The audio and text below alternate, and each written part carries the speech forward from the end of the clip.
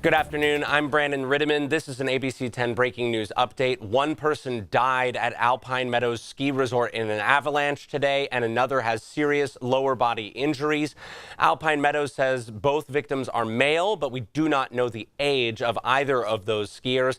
Alpine Meadows is on the north side of Lake Tahoe, just next to Squaw Valley. The resort says that the avalanche happened in an expert ski area near the Scott Chute, which runs along the Scott chairlift, and that it happened a little after 10 o'clock this morning. That sent rescuers scrambling to look for missing people. Placer County Sheriff's Office first confirmed that the avalanche killed someone in the ski area around noon today. The person with serious injuries was taken to the hospital. The Sheriff's Office later posted a video update online.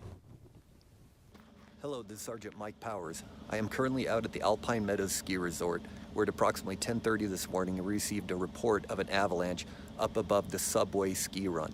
This is an area of the resort where is an advanced ski area, and at this point there's no reason to believe that any other area of the resort or Alpine Meadows is in jeopardy. Currently, we have one confirmed fatality and we have another victim with serious injuries. We're scouring the mountain right now with search and rescue personnel and avalanche dogs and attempt to locate any other victims.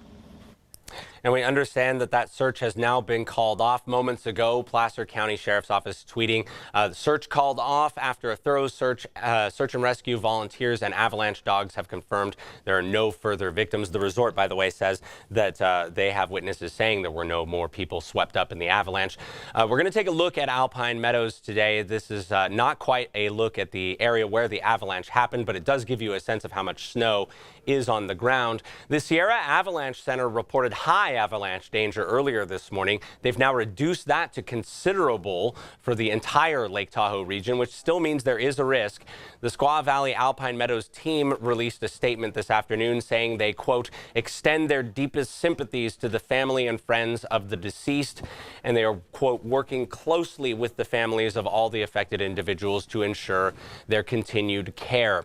If you're the kind of person who tries to get on that first chair during powder days, you've heard explosions from ski patrollers trying to fend off avalanches inside the resort boundary. Squaw Valley Alpine Meadows says that avalanche mitigation work had been performed, in fact, in this area prior to the opening to skiers and riders today. The resort says they're investigating how the avalanche managed to happen despite that mitigation work.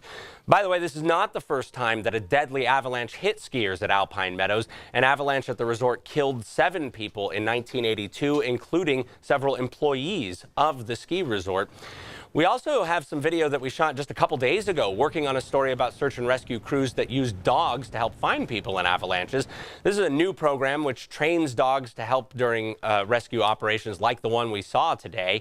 They are taught to find a human scent, and when the avalanche dogs are training and working, they think this is a game, but it's a game that can end up saving a life. Avalanche dogs can be a critical tool inside resort areas because the skiers in a resort just don't tend to carry the beacons and emergency breathing gear that backcountry skiers will bring with them when they're going outside of the bounds of a ski resort. Again, just to recap, we have one person killed in this avalanche, another seriously injured this morning up at Alpine Meadows ski resort. We do not know the age of either of those two victims, but we do know that both are male. We are going to keep an eye out for any more updates on this situation. We do have crews on the way.